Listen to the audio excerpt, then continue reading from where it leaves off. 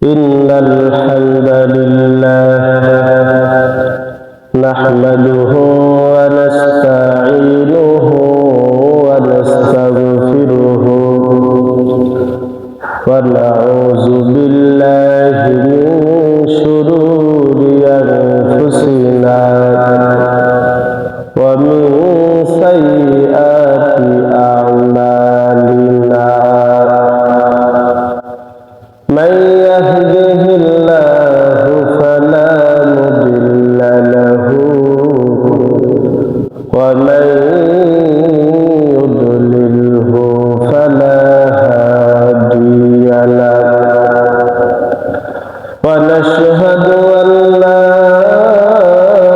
إله إلا الله وحده لا شريك له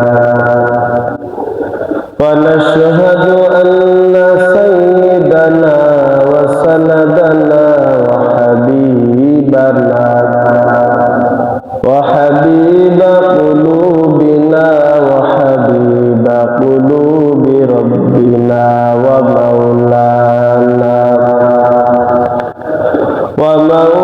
ومولانا محمدا عبده ورسوله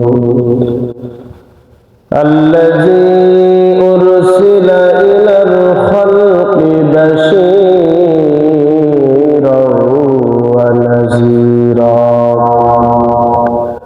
وداعيا إلى الله بإذنه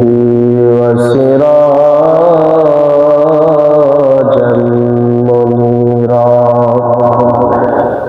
أما بعد فأعوذ بالله من الشيطان الرجيم بسم الله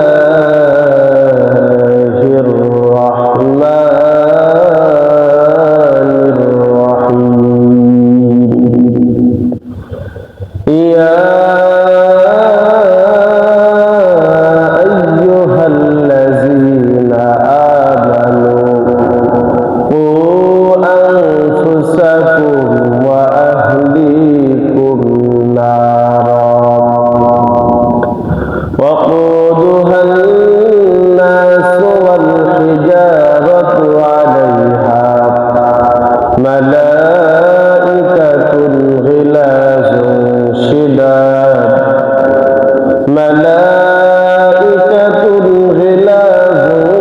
شداد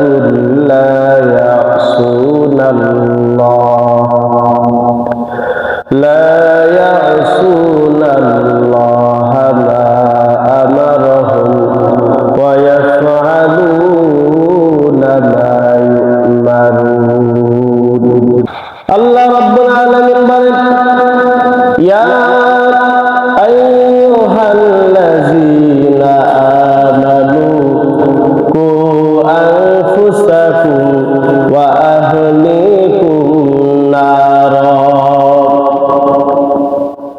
আল্লাহ রাব্বুল আলামিন বলেন হে ঈমানদার বান্দারা তোমরা ভালো করে শুনে রাখো তুমি নিজে জাহান্নামের আগুন থেকে বাঁচো এবং তোমার পরিবার পরিজন যারা আছে তাদেরকে জাহান্নামের আগুন থেকে বাঁচাও সন্তানেরা পিতামাতার কাছে কি কি অধিকার পায় সন্তানেরা পিতামাতার কাছে কি কি অধিকার পায় এক নম্বর অধিকার হলো সন্তান আমার আপনার কাছে পাওনা পায় বিবাহের আগে পায় কিসের আগে জোরে বলে বিবাহের আগে যারা এখনো মনে করেন বিয়ে করেনি আপনি এখনো বিয়ে করেননি এই অবস্থায় আপনার সন্তান আপনার কাছে পাওনা আপনার কাছে একটা দাবি করে যে আমার জন্য একজন সতী সাধুরী দিনদার পরহেজগার মা এনে দেন মা কি বলে একজন দিনদার মা আপনি আমার জন্য এনে দেন সন্তান কি এখনো দুনিয়ায় আসছে ধরে বলে এখনো দুনিয়াতে আসে নাই, এই অবস্থায় সন্তান আমার আপনার কাছে পাও না যে একজন দিনদার মা আপনি দেন। এটা আপনার সন্তান আপনার কাছে পায় তার জন্মগ্রহণ করার আগে। দুইটা অধিকার পায়। কয়টা? দুইটা। এই হলো 1 নম্বর।